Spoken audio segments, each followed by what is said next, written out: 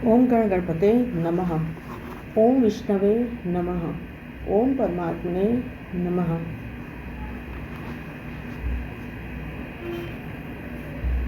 नारद जी बोले, हे तपोनिधि, राजा दुर्धर्मा को वाल्मीकि जी ने इसके उपरांत क्या सुनाया? कृपया करके उस संपूर्ण वृत्तांत को मुझे सुनाइए। श्री नारायण बोले, दुर्धर्मा अपने पूर्वजन्म की कथा सुनकर आश्चर्यचकित रह गए। उन्होंने महर्षि वाल्मीकि से प्रार्थना की कि हे ब्राह्मण, आपके वचन अमृत के समान मीठे हैं, जिसको सुनकर मन ही नहीं भरता। कृपया आगे का चरित्र सुनाइए कि आगे क्या हुआ। वाल्मीकि जी बोले, हे राजन, वह ब्राह्मण जिस समय पुत्र शोक में विलाप कर रहा था, उस समय 10 दिशाओं में भीषण गर्जन करते हुए घने बादल छा गए। पर्वतों को कांपती हुई भयानक हवा चलने लगी। मेघ गर्जना से दिशाएं कांपने लगी। 1 मास तक निरंतर वर्षा की झड़ी लगी रही और धरती पर पानी ही पानी हो गया। किंतु पुत्र शोक में व्याकुल वह ब्राह्मण सुदैव कुछ न जान सका। वह पूरे महीने अन्न जल त्याग कर हाँ पुत्र पुकारता ही रहा। इस प्रकार निराहार रह करके प्रभु का ध्यान और पुत्र का विलाप करते हुए उसका पूरा 1 महीना बीत गया। ब्राह्मण सुदेव तो दीन दुनिया को भूलकर पुत्र शोक में निराहार और निर्जल रह रहा था, परंतु भगवान श्री कृष्ण का परम प्रिय पुरुषोत्तम मास था वह महीना। ब्राह्मण को इसका ज्ञान ही न था, तब भी भगवान के स्मरण और कीर्तन करते रहने से पुरुषोत्तम मास का व्रत और सेवा हो गई। इसके फलस्वरूप श्री हरि अत्यंत प्रसन्न होकर उन ब्राह्मण दंपति के निकट प्रस्तुत हो गए। भगवान पुरुषोत्तम के दर्शन करके गोद से मृत पुत्र को धरती पर रखकर पति पत्नी खड़े हो गए। भगवान को दंडवत प्रणाम किया। बोलो श्री कृष्ण भगवान की जय। भगवान को दंडवत प्रणाम करने के पश्चात ब्राह्मण सुदेव ने हाथ जोड़कर भगवान श्री कृष्ण से कहा, हे प्रभु, आप ही मेरा एकमात्र सहारा है और आधार है। मैं पुत्र की असमय मृत्यु के कारण शोकाग्नि में जल रहा हूँ। आप मेरी इस शोक से रक्षा कीजिए। ब्राह्मण सुदेव की प्रार्थना सुन करके भगवान श्री कृष्ण कहने लगे, हे सुदेव, तुम धन्य हो, परम भाग्यशाली हो। तीनों लोकों में तुम्हारे भाग्य को कहने में कोई समर्थ नहीं है। हे तपोधन, अब जो आगे होगा वह सुनो। मैं वरदान देता हूँ कि तुम्हारा यह पुत्र अब 12,000 वर्ष तक जीवित रहेगा। इसी प्रकार का एक प्राचीन इतिहास है, जिसे राजा रघु से भी श्री मार्कंडेय ऋषि ने कहा था। मैं तुम्हें वह इतिहास सुनाता हूँ, ध्यान पूर्वक सुनो। श्री नारायण जी बोले, अत्यंत प्राचीन काल में धनुर्नाम नामक एक महान तपस्वी थे। उन्होंने संसारी मनुष्य को पुत्र संबंधी मानसिक दुख से दुखित होते देखा। तब इससे उनका मन अत्यंत ही दुखी हुआ। तब वह विचारने लगे कि मुझे अमर पुत्र लाभ हो, और इसलिए उन्होंने 1000 वर्ष तक कठोर तपस्या की। तब देवताओं ने आकर धनु से कहा, हे मुनीश्वर, हम तुम्हारे तप से प्रसन्न हैं, तुम्हारा कल्याण हो, जो इच्छा हो सो वर मांगो। देवताओं के इस प्रकार के वचन को सुनकर महर्षि धनुर्नाम ने कहा, आप मुझे अमर और बुद्धिमान पुत्र को दीजिए।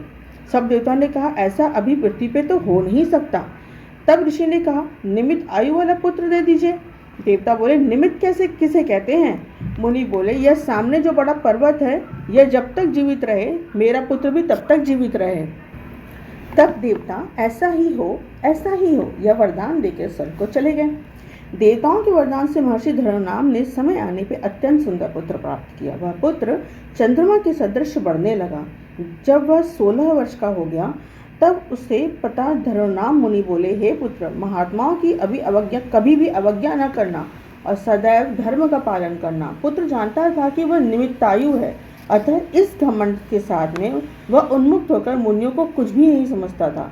एक बार क्रोधी मुनि महर्षि दुर्वासा विधि पूर्वक शालिग्राम जी भगवान का पूजन कर रहे थे।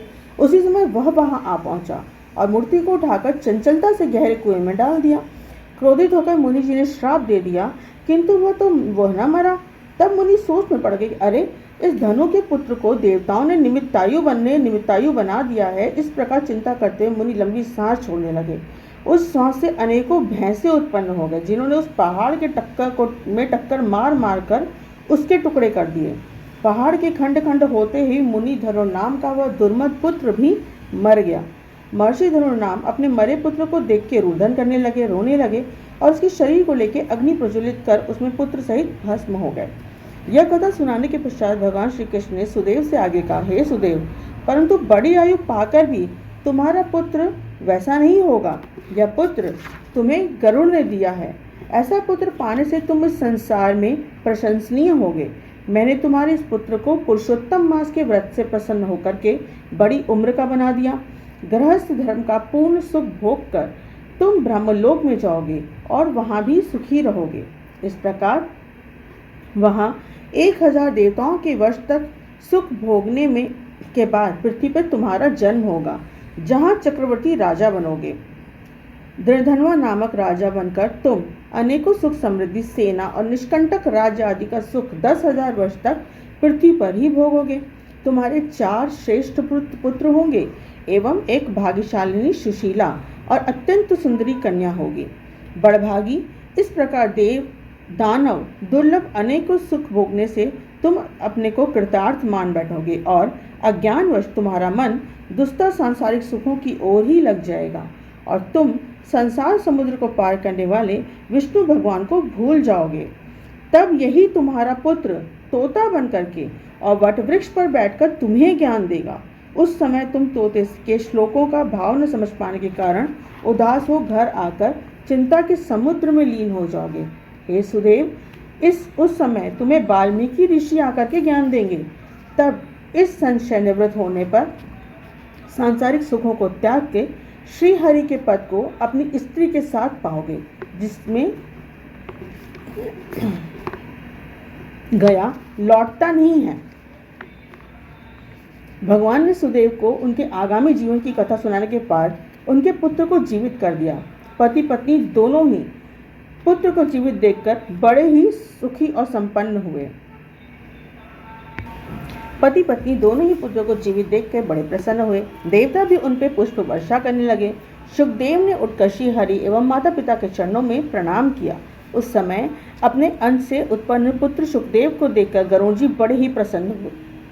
ब्राह्मण सुदेव ने हाथ जोड़कर भगवान से कहा, हे प्रभु, मैं 4000 वर्ष तक कठोर तप करता रहा और तब आपने प्रकट होकर कहा था, हे पुत्र, तुम्हारे भाग्य में पुत्र नहीं है। अब इसके विपरीत स्वयं आकर मेरे पुत्र को जीवित कर दिया। इसका क्या कारण है? कृपा करके मुझे बताइए। मेरे संशय और इस भ्रम का निवारण करने की कृपा कीजिए। बोलो श्री कृष्ण भगवान की जय।